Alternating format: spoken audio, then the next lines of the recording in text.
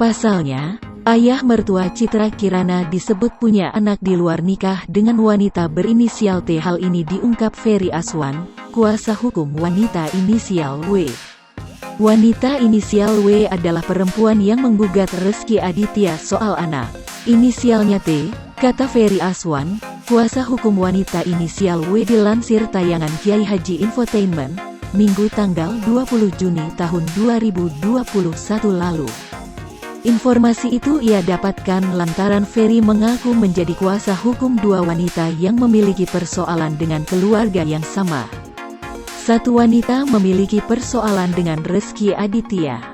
Sementara wanita lainnya memiliki permasalahan dengan ayah Rezky Aditya.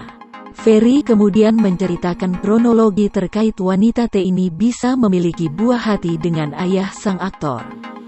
Bahkan hubungan gelap ayah Rezky Aditya itu menurut penuturan Ferry Aswan juga diketahui oleh Rezky.